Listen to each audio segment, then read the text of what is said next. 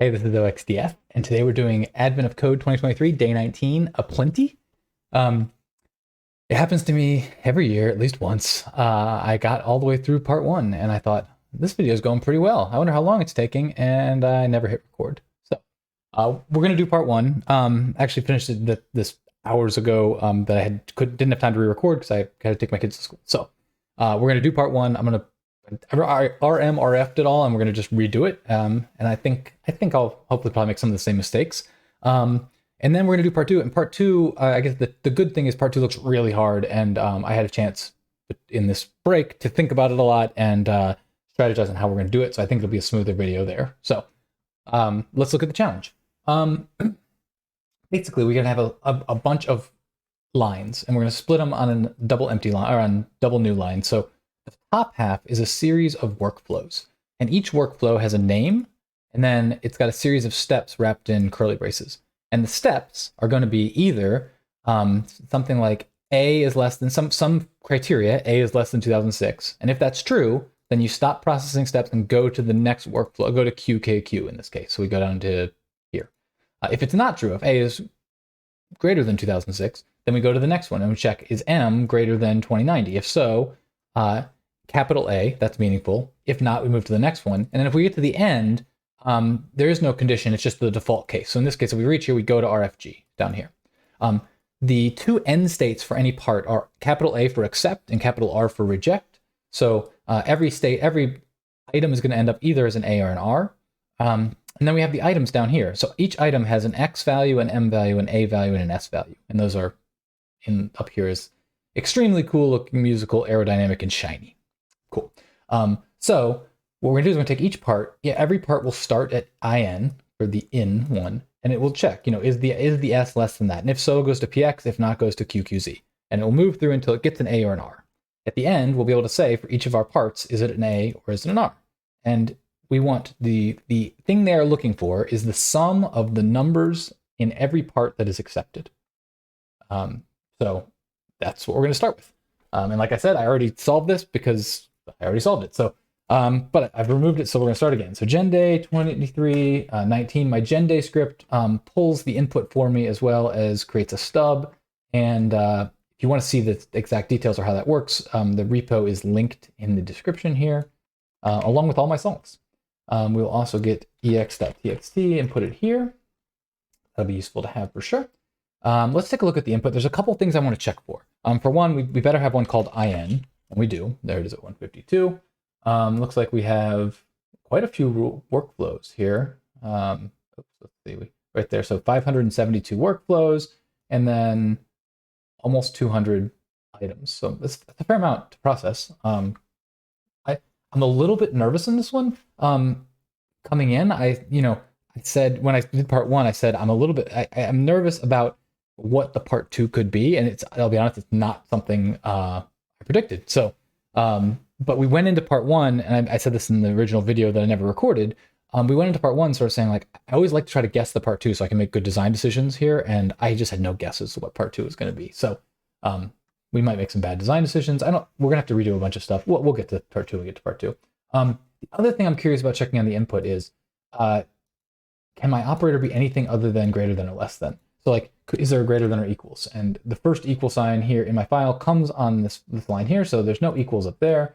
We're gonna just assume, I guess, that these are all greater than or less than, and we'll want to make sure we put checks in place that flag us if we violate that assumption. All right, over here, let's go ahead and get started. So we've got we're not going to want to read lines. We're going to do a read here, and then we'll do a split on double new line. And what is that going to give us? That's going to give us, we'll call them like raw workflows and raw parts is what we call them in the story. Okay, so we've got our raw workflows and our raw parts. So we're going to parse workflows. We're going to then have to loop over parts if accept add to total, and then that should be that should be us, right? So let's start with the parsing workflows. I'm gonna create a dictionary. So we'll call it workflows equals typing that. And so now we can loop for line in raw workflows.split lines. So for each line we have, I'm going to go ahead and grab for an example, this first line to see what the workflows look like. And I'll put that right here. And so the first thing we need to do is get the name and then get the rest of the stuff, the rules, I guess. So we'll say name, comma, rules. Maybe we'll say raw rules equals line dot strip, because I want to remove this trailing squiggly brace. So I'm going to do that, and that'll remove from either side, but we're really are stripping. We could be really explicit if we want to say that, but we don't remove any squiggly bracelets. And then we can split on the opening squiggly brace. And now we'll get the name and then we'll get the rule. So we can test that real quick. Name equals comma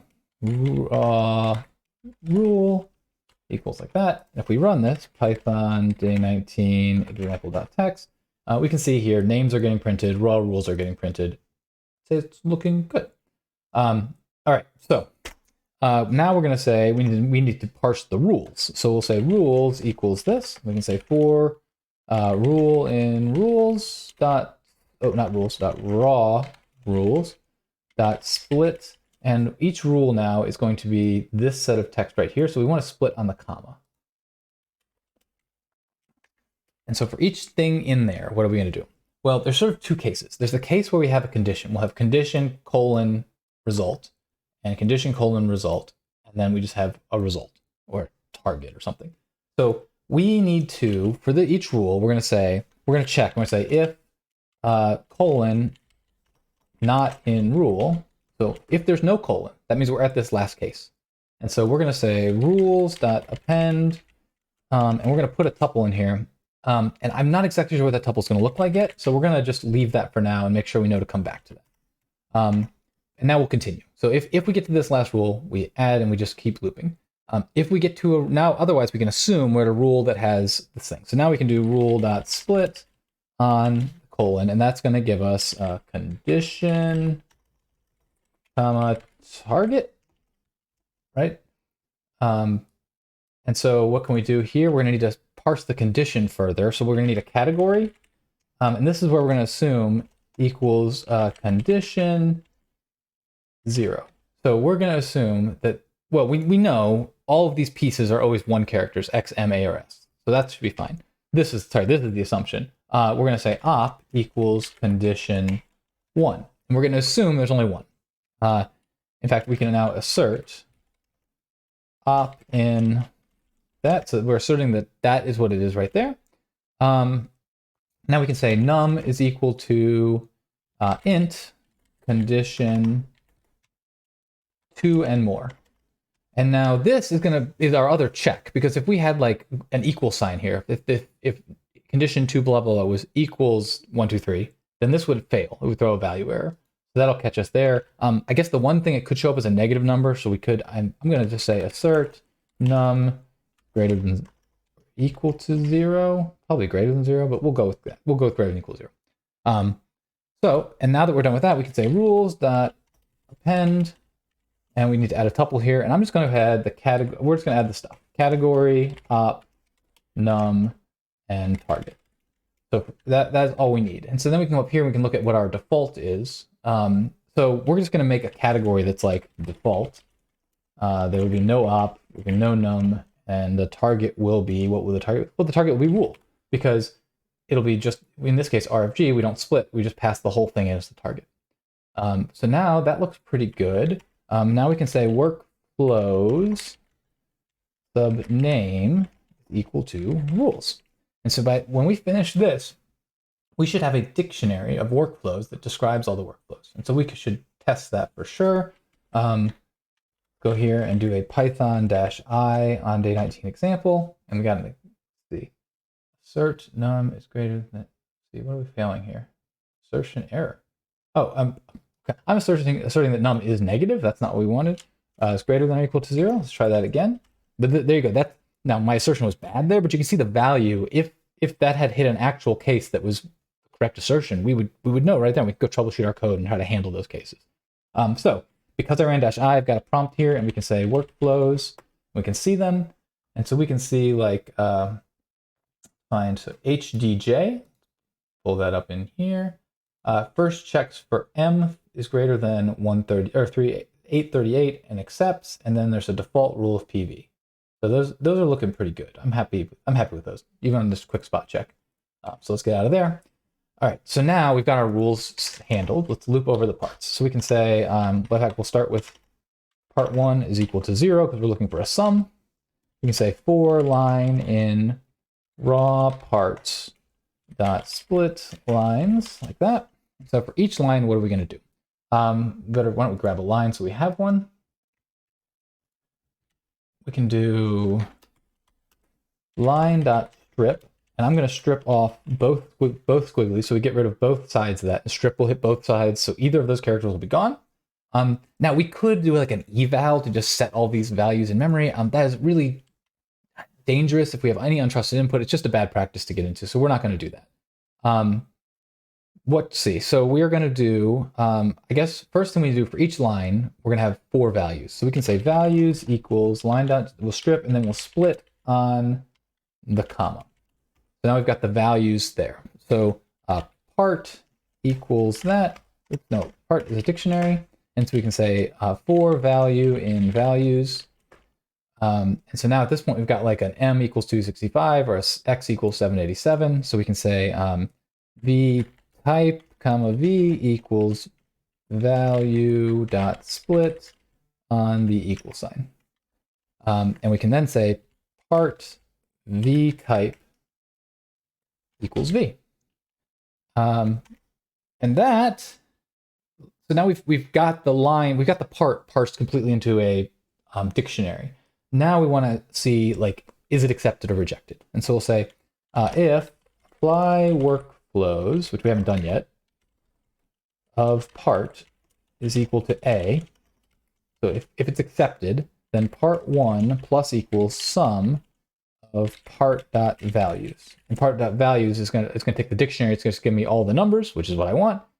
We better make this int of V, and then we're going to sum those up and add them. So we just need to define apply workflows, and we should be done. Let's go up here to the top. Def apply workflows.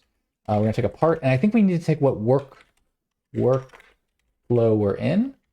So I'm going to go add that for a second. Let's see. We will always apply workflows part workflow equals in, because we always start it with in. We could also just make that default condition up here. And so how are we going to handle this? We are going to say for category op num target in workflows dot workflow. So we're going to loop over each work. We're going to take the workflow, and from there we're going to get a series of rules, right? So the workflow dictionary, we're going to get the in one, and the in one's going to have a series of rules. Each rule is going to have these 4 objects. We can loop over them. If category equal to default, we got to handle that case, then what are we going to do? Well, we're going to return apply workflows part workflow equals target. So basically, if you remember in our default case, we add default and then we add the target here. So we're just going to grab the target and we're going to go to that workflow. Now, if the target is like an A, so I guess we need to let's handle a base case up here. If workflow in AR, return workflow. So if we try to pass in the workflow and it's just accept or reject, we return accept or reject. And then we go all the way back up the recursion, returning that until we get down to here, and we can check and we are good. So now we've handled our default category. So now we can handle what if the category is not default? We've got some thing to check. So we're going to say ops and this one, originally I did like an if ops equals this and that, and then I realized while doing this, we can do a simple ops equals, if we have this, that is the less than symbol. It's the same as int dot less than is a function. And I'll show this if we do greater than will lead to int dot greater than, and these are just the functions. So if we go into Python, when I do 4 is less than 6, what it's actually doing is int dot underscore underscore less than 4,6, like that. So if we made this a 3, we get false. If we made this a 4, we get a false. So we can grab these functions here, right? So we can say ops of op, and now we're going to pass in the first thing we want to pass in is the part category. So we're going to get the category. Let's go to the part, get that number, and then this will just be num. So if that is true, if that thing is going to return a truth or false statement, then we're going to return apply workflows part. Actually, it's exactly the same as this one. So we can just grab this, do an or that, and we can get rid of all of this. If it's not true, so let's say it's not true, then we're going to loop around. We're going to loop through the next set of category targets. Eventually, we will hit a default, is our assumption.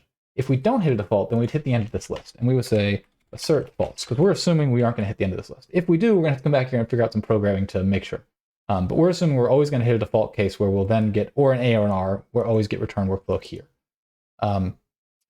So I think we might be done. Let's see. 19.114 sounds right. That is correct. And we can do this for input.text and get our 333263, which is the correct number. Okay, so part 2. Now, they don't want to do, they basically tell us that every XMANS comes from a value between 1 and 4,000. And we want to forget about trying to pass each one through. We want to figure out how many possible combinations. So that's like 4,000 times 4,000 times 4,000 times 4,000. I think it might be more than that. It's a ton of combinations. You can see, so we want to pass every combination through and figure out which ones are true and false, or which ones return are accepted. So there's this many that are accepted in just the example output. So clearly we cannot try all possible combinations. That would take forever. So what we're gonna do is we're gonna work with ranges. So let's see, what can we save and what do we have to get rid of? Our workflows are still useful to us. We're gonna do a different loop. So we'll come down here and start a new loop. And so we can say part 2 is going to be, let's see, let's do this for a second. We're gonna make a new function. I'm gonna do it here. Def apply workflows range. And what is it gonna take? It's not gonna take, or I'll say ranges, I guess. It'll take ranges, which will be, we're gonna track the ranges going in that are valid for the workflow. We can say workflow. And so we will come here and for now, we're just going to return 0. And so what we're going to say, we should be able to say is if we apply workflow ranges, and now our first range is going to be, we'll call it like K colon, the range is going to be 1, 4,001. So I'm going to do ranges including the low number, not including the high number. So that's why we do 4,001. They did say it was 1 to 4,000, right? 1 to 4,000, yeah. We could also do 0 to 4,000 and then add 1 or something, but it doesn't matter. Yeah, so anything like that. 4K in, we can just do X and A. So we're going to have ranges is going to have 4 things from 1 to 4,000. And we're going to give, that's going to return part 2. Okay, so how are we going to do it? Let's think about our base cases. So if workflow, be very similar to before, is equal to R, then we're going to return 0. If we've hit that, whatever, it doesn't matter how many, the size of this range, whatever, everything in this range is just a 0. If workflow is equal to accept, now we're going to return the product of the size of the ranges. So we are going to do return math.prod, and we're going to go over the different ranges. So we're going to say for, let's see, if our range, if we call this start and stop, so we're going to say stop minus start, the length of the range for start comma stop in ranges.value, like that. So in this case, we're going to go over each of our ranges, and if the first one, better import math. If the first one, let's just say the first thing with our all 4,000 would just happen to be return A, that wouldn't make any sense. But if we called this, workflow equals A, if we did that, then what we'd have is 4 ranges, each 4,000 long. We need to multiply those all together. We'd have to do We find these are each 4,000 times 4,000 times 4,000 times 4,000. That's what the math.prod will do for us, etc. Now we're not going to do that. We're going to do in. So, okay, so we've got that. Now we can say total equals 0, because we're going to need to track that. We can say for, same thing as before, category, comma, op, comma, num, comma, target in workflows of workflow. We're going to get the workflow. We're going to get all the rules in the workflow, and we're going to loop through them. And this time, what we're going to basically do is we're going to take our range. So let's say we get a rule that says, let's go up to this one. Let's say our rule says, if A is less than 2006. Well, we've got the range 1 to 4001.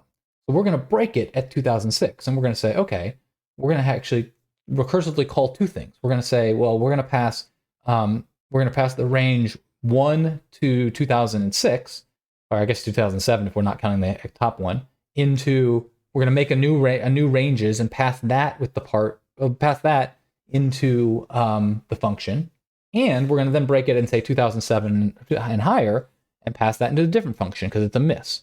And so we're gonna recursively, it's going to spider out and doing all that, and we should be able to get a bunch of different ranges and handle it. Hopefully this will make sense as I go through it. So if category, we got to check for default again. Default, then total plus equals apply workflows, ranges, and we're just going to pass ranges and target. Let's say, I don't know why I'm always doing workflow equals, but we're going to keep going with that and do workflow equals target. Right? So if it's a default case, we're just going to pass the target on and continue going. Presumably that's going to be one of these, but maybe not. No, maybe not at all. And then we can continue because we've hit the default case. The ranges don't matter. Okay, so now the ranges matter. So we'll say start stop is equal to ranges category. So now let's say this rule is checking A. We're going to go get the A ranges that we're dealing with here. If op is equal to, and we're going to have, I think we have to do this part separately. I don't know how to make this together. Then, because the ranges slightly change. So the match range is going to be equal to from start up to none. So if, let's say we're checking to see if it's less than 10. Our range goes from 0 to 20, or from 1 to 20.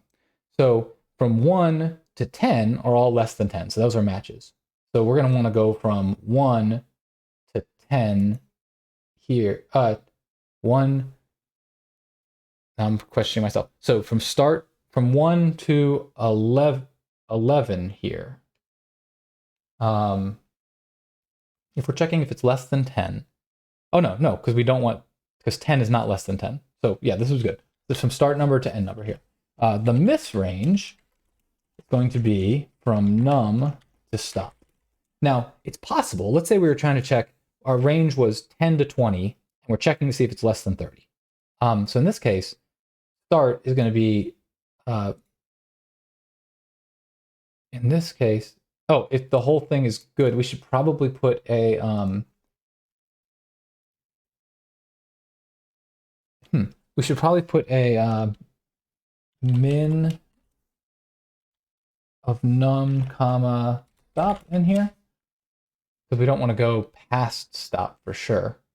And so same thing with this edge case here, we should do max of num comma start, because we don't want to expand our range.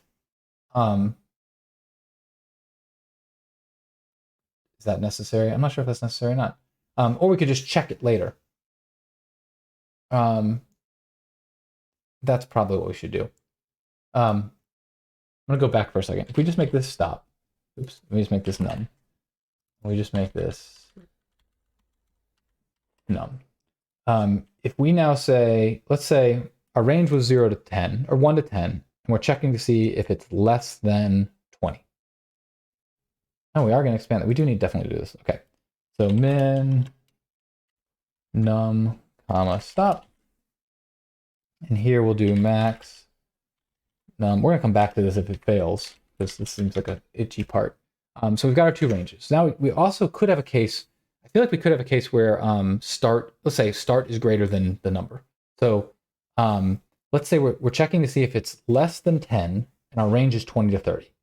Well, then we're going to go from 20 to 10, which makes no sense. So that range doesn't exist. So we're gonna ignore that. So we're gonna, I guess first, okay. So we're gonna need to do that check. So, but let's finish this first. Else, I'm just assuming now that at this point I know pretty good that op is that we're the other way. So match range is equal to, and the match range here is going to be num plus 1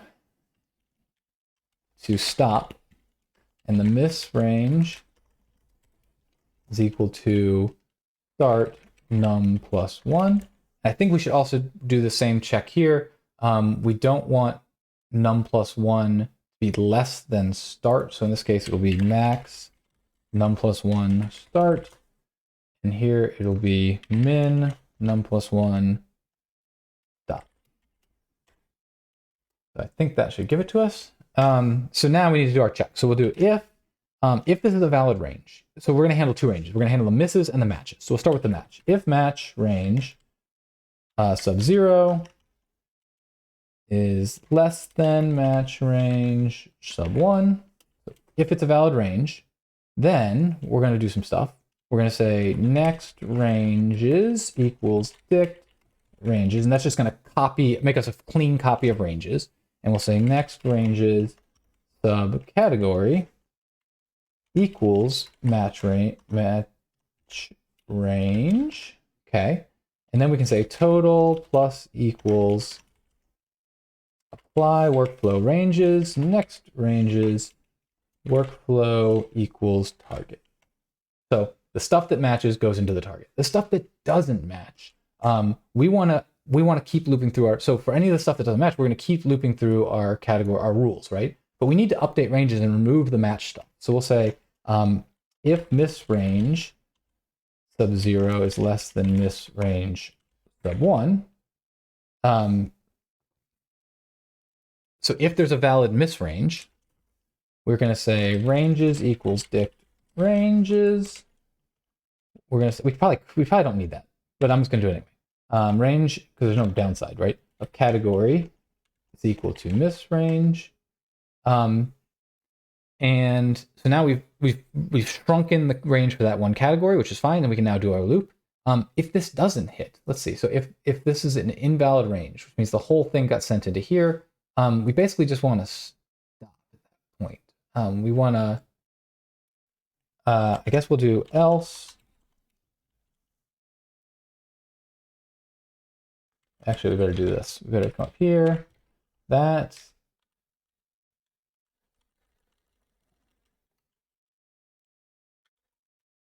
Maybe we break the loop because we're done at this point, right? Because we've got a 0 in there basically, so we're never gonna keep going. I guess we could just keep going with it, but we don't need to. And so now we can come here and return total.